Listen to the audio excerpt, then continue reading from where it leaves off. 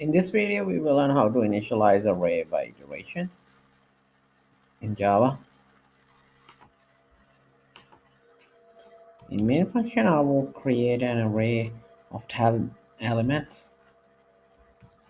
I will name it R and new integer data type array of 10 elements. And then I'm going to use a for loop and x equals to 0 and x is less than our array's length,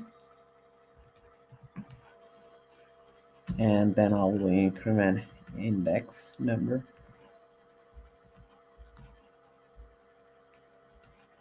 and this will go through index location from 0 to 9.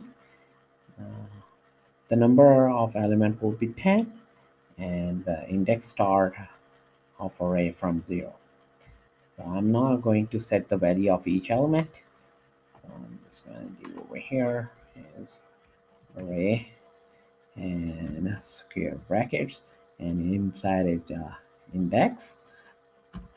First time it will be 0, and I will add some value to it like x plus 1, and after this I will print the values of our array. And now we can print our array in another loop for int y set to 0 and y less than our array's length, and then y plus plus for increment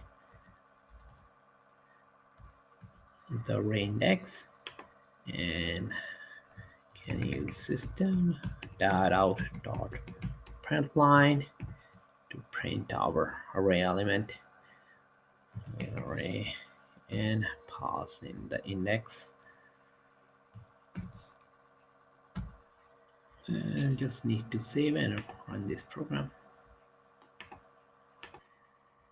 And after we execute our program, we can see on console it printed the elements of our array. So this way we can initialize array by iteration. To keep on learning, please subscribe to my YouTube channel. Keep supporting me, and thank you for watching.